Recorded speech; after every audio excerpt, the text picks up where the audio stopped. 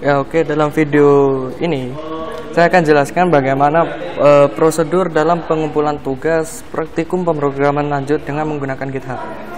Oke, anggap saja akun BCC Filkom ini adalah akun masing-masing praktikan, yang mana akun itu akan digunakan untuk mengumpulkan tugas.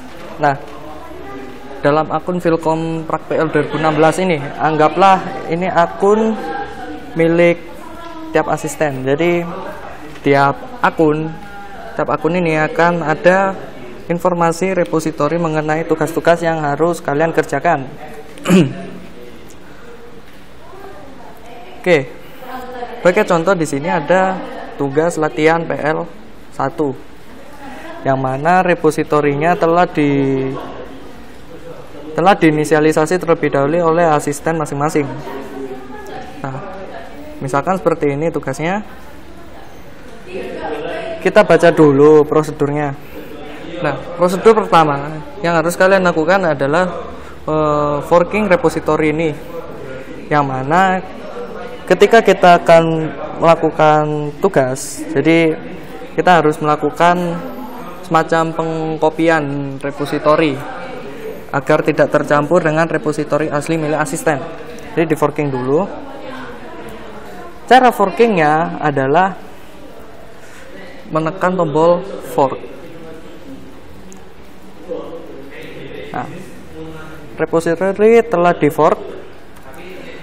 Sebelum kalian menggunakan GitHub, maka kalian harus mendownload aplikasi Git itu sendiri dari git-sgm.com. Nah, tergantung operating system yang kalian pakai.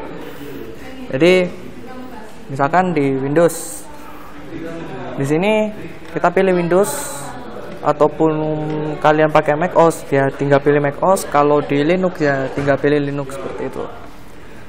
Nah, misalkan setelah diinstal, langkah selanjutnya adalah ini opsional, bisa menggunakan Git client yang berbasis graphical user interface menggunakan source tree. Bisa pakai source tree ataupun GitHub for desktop, bebas sesuai selera. Bisa pakai aplikasi ini jika tidak mau menggunakan command line. Nah, dalam video ini kita akan mencoba menggunakan GitHub dan mengkonfigurasinya pertama kali. Oke, setelah repository terfork, maka langkah selanjutnya adalah mengonfigurasikannya. Cara mengkonfigurasikan GitHub ini seperti ini. Untuk mengeset namanya, misalkan nama yang melakukan suatu perubahan pada suatu source code, git config global user.name misalkan BCC Filkom UB, seperti ini. Dan untuk mengeset emailnya, maka cukup seperti ini.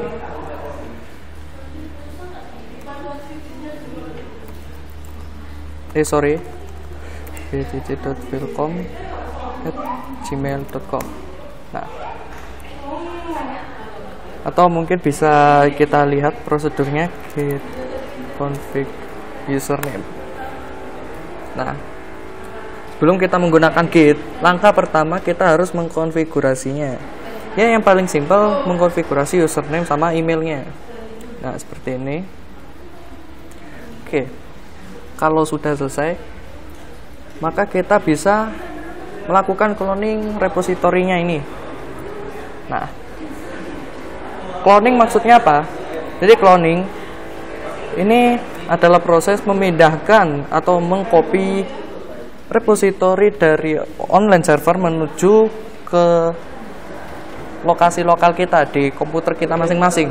Jadi gampangannya kita bilang ini download. Jadi git clone, alamatnya apa? Kita kopikan di sini, lalu kita enter. Cloning into latihan. Oke. Kalau sudah selesai, kita masuk ke direktorinya. Oke.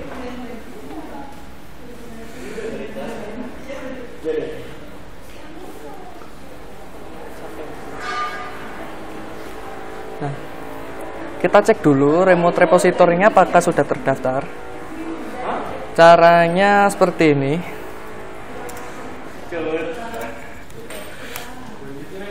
Sorry.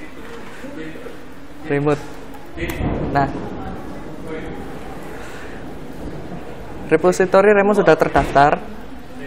Nah, langkah selanjutnya setelah kita membuatkan seperti ini, maka langkah selanjutnya adalah kita akan mengubah isi dari template yang telah ditentukan oleh asisten kalian. Misalkan di sini ada file pernyataan. Nah, misalkan kita editin di sini. Kan namanya Jono Sujarwo misalkan. Kan NIM-nya kita isi bebas, misalkan. Nah, misalkan seperti ini. Kelasnya misalkan kelas Informatika Z. Nah, seperti ini, misalkan seperti ini. Oke.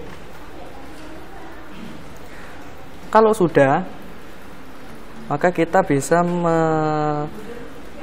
mengerjakan tugasnya sesuai dengan apa yang diperintahkan di soal. Misalkan di sini. Soalnya seperti ini. Lalu kita bisa melakukan pekerjaan. Ya, anggap aja di sini kerjaannya sudah selesai. Jadi tinggal copy saja di sini.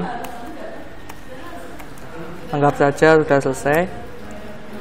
Padahal sebenarnya kita bisa mengerjakannya lewat NetBeans ataupun lewat IDE masing-masing. Ini saya beri contoh, anggap asumsi kalau misalkan sudah selesai, jadi tinggal copy aja seperti ini. Lalu kita cek status dari filenya. Nah, tadi yang diubah file pernyataan, lalu ada file src/com. Nah, ini masih belum di-add. Jadi, untuk melakukan commit, maka yang harus dilakukan adalah menambah file yang telah diedit itu ke dalam staging area. Staging area di sini dimaksudkan bahwa file ini telah siap untuk di-commit ke dalam server. Nah, itu di situ ada file backup pernyataan, jadi bisa dihapus.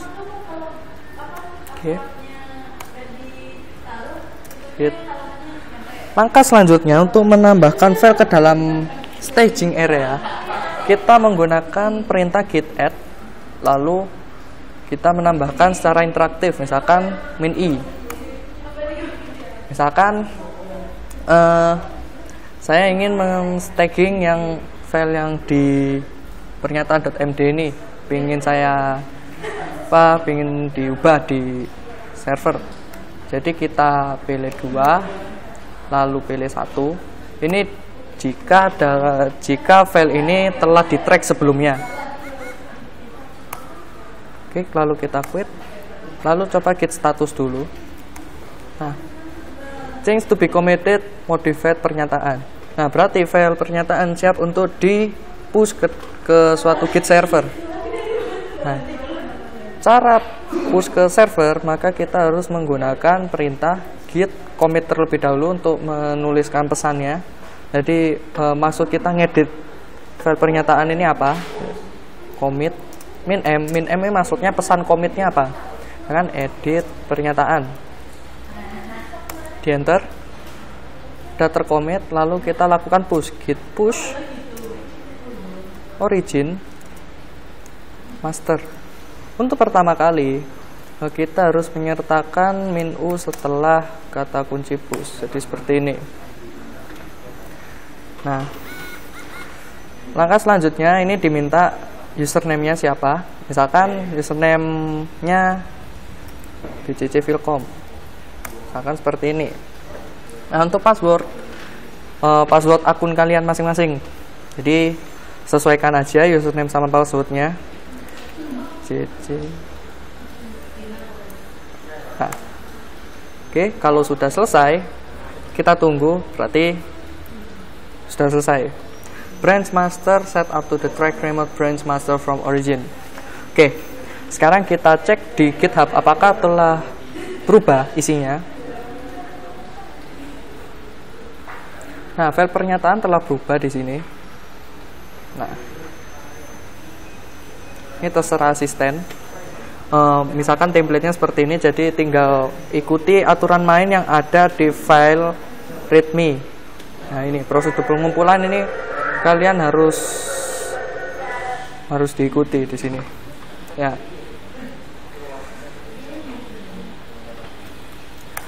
Setelah itu maka kita setelah menyelesaikan tugasnya, maka file itu keadaannya masih belum di track. Nah, langkah selanjutnya sama git admin i, kita lihat file yang belum di track apa aja. Nah, misalkan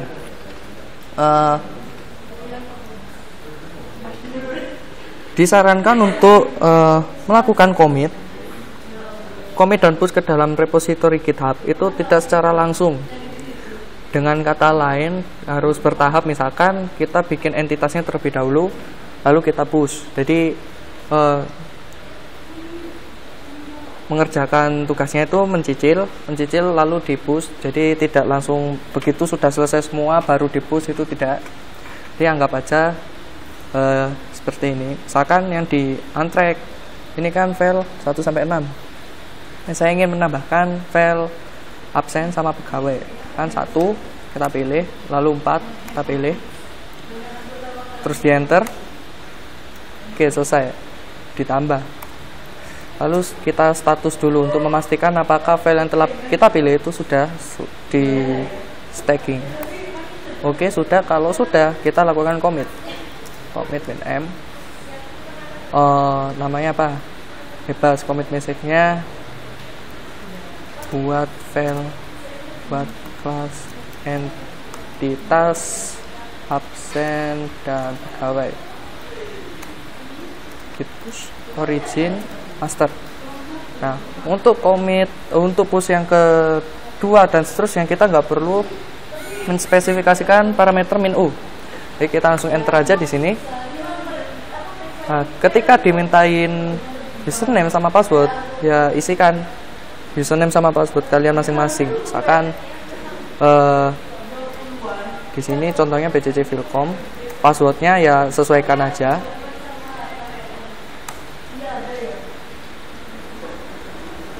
Oke, sudah selesai. Lalu kita cek dulu di GitHub, apakah di GitHub udah selesai sudah tercatat di sini. Maka langkah selanjutnya ini kan ada file yang masih belum di track. Jadi langkah selanjutnya kita ulangi lagi. Ini juga sesuaikan dengan pekerjaan kalian masing-masing. Jadi caranya tidak harus sama persis seperti yang ada di video ini. Karena di add track it, kalau misalkan ada file yang belum di track, maka kita harus nambahkan dulu baru kemudian di commit, lalu kita lakukan push. Misalkan file 1, 3, 4 saya tambahin, saya track, lalu kita lakukan cekan menggunakan perintah git status. Oke, change to be committed new file absen DAO pegawai DAO tgompe. Oke, untracked filenya masih 1, masih belum di add. Nah, cara untuk commitnya git commit min m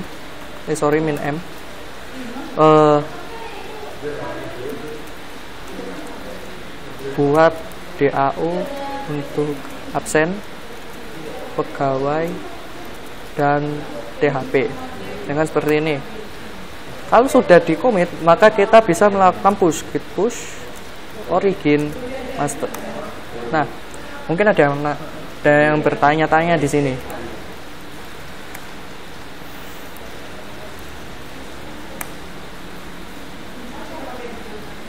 Nah, mungkin ada yang bertanya-tanya di sini, kenapa kok harus git push origin master? Nah, git push ini tandanya kita melakukan push ke server git tujuan. Nah, origin sendiri ini namanya alias. Jadi alias server yang di informasi dari git remote minv Ini nama aliasnya origin. Kalau misalkan nama aliasnya bukan origin, misalkan GitHub, jadi ya git push GitHub master. Nah, master sendiri itu adalah branch, di mana ketika kita menggunakan Git itu kita akan mengenal berbagai macam penggunaan branch, yang mana branch itu kegunaannya untuk memisahkan pekerjaan yang ada, atau misalkan memisahkan kode base yang ada di master maupun di branch yang lain. Jadi kedudukan file yang di master sama yang di branch yang lain bisa berbeda tergantung kita commit di mana. Nah, dalam contoh seperti ini ya kita dasar dulu aja, kita push ke branch master terlebih dahulu. Oke, kalau sudah selesai di push, maka kita cek lagi apakah sudah tercatat di server GitHub. Oh, ternyata sudah. Buat DAU untuk absen pegawai dan THP. Nah, di Git status ini masih ada ini yang belum di track. Nah, jadi kita harus menambahkan filenya terlebih dahulu, git add min i. Min i maksudnya kita menambahkan file ini secara interaktif. Jadi kita bisa memilah-milah file yang mana yang harus di commit duluan, mana yang sekiranya di commit belakangan. Nah, berhubung itu file itu belum di track, maka kita milih opsi 4 add untracked. Lalu 1, ini file yang tersisa, lalu di enter, kita quit. Kita cek lagi apakah statusnya berubah. Oh, ternyata udah berubah. Berarti file ini siap untuk di commit ke server Git. Commitnya sama, git commit min m, message-nya apa, tambah main class misalkan. Nah, untuk commit message ini usahakan pesannya bermakna. Apa yang telah kalian lakukan dalam source code, misalkan udah mengubah bagian A, maka commit message-nya juga harus mewakili apa yang telah kalian perbuat di source code itu. Jadi harus ada maknanya lah, biar semua orang yang melihat repository kalian itu paham akan maksud kalian melakukan suatu perubahan dalam Git itu ngapain aja. Oke, setelah di commit, seperti biasa setelah di commit maka kita langsung push origin master. Oke, kalau misalkan diminta username lagi ya sudah, kita masukkan lagi username-nya, passwordnya.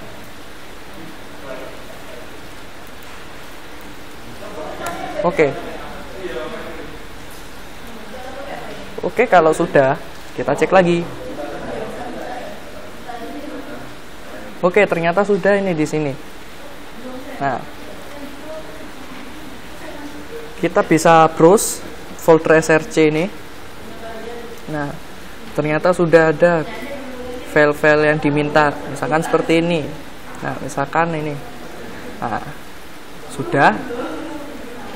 Kalau misalkan sudah, maka kita untuk melakukan pengumpulan ke tiap asisten, nih di prosedur ini setelah menyelesaikan tugas maka lakukan pull request untuk dilakukan penilaian.